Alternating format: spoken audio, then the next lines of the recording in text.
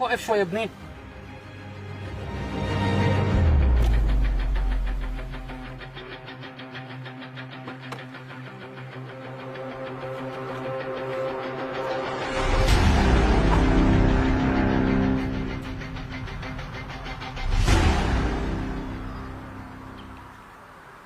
ايش بك عمو؟ عمو من شوي جا واحد ساهم عندي واعطاني 5 مزورة. ورجيني هلا شوف عمو. لا عمو ما فيها شيء، هي ما هي مزورة، بس هي قديمة شوي. خلص راح اخذها انا واعطيك وحدة بدالها جديدة.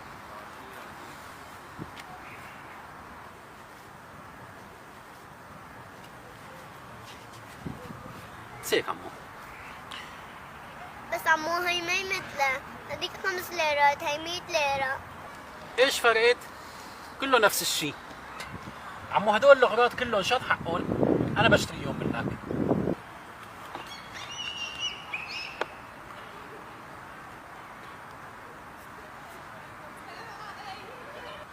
عمو هدول كلهم حقهم 25 ليرة.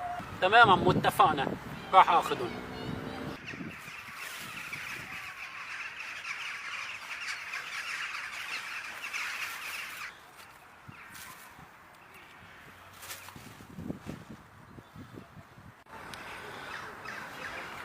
تفضل عمو. لحظة عمو ارجع لك الباقي. لا ترجع شيء. هدول حقهم 100 ليرة، انت ما عرفت تحسبهم. طيب عمو الله يرزقك. الله يسلمك يا عمو.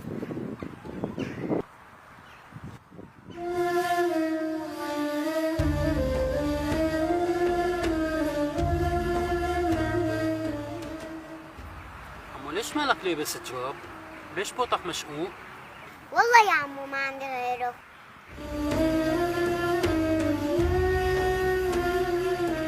يا رضا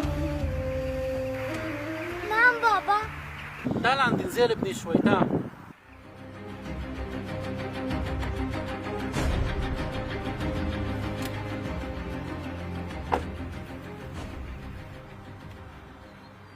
نعم بابا.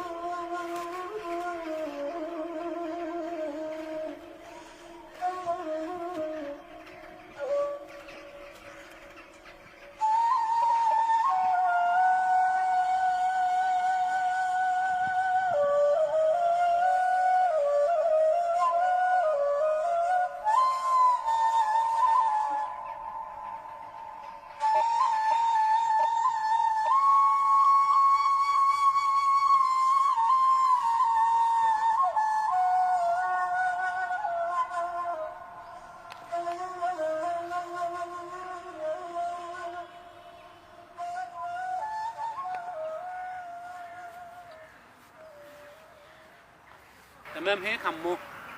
ايه تمام عمو الله يرزقك.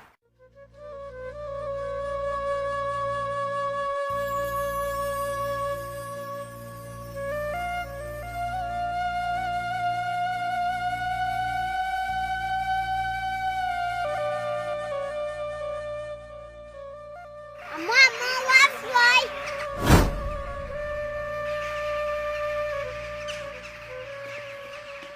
عمو انت مين؟ مين يعني؟ انسان مثلي مثلك. لا عمو انت في جواتك سر.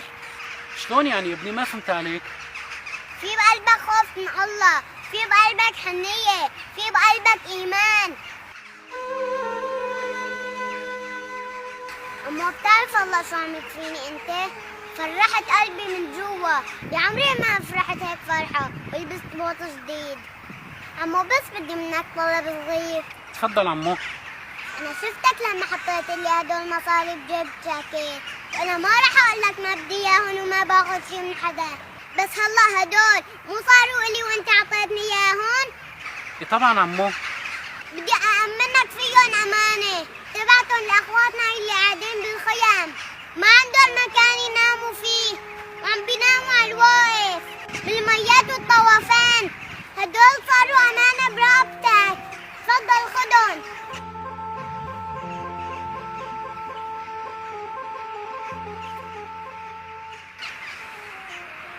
فعلا ما بحس بالفقير إلا الفقير. حسبي الله ونعم الوكيل. وصلت أمانتك. عن ربك ما راح يضيع شيء. الله سبحانه وتعالى في القرآن الكريم: بسم الله الرحمن الرحيم، فمن يعمل مثقال ذرة خيرا يره ومن يعمل مثقال ذرة شرا يره. صدق الله العظيم. وقال رسول الله صلى الله عليه وسلم: أحب الناس إلى الله أنفعهم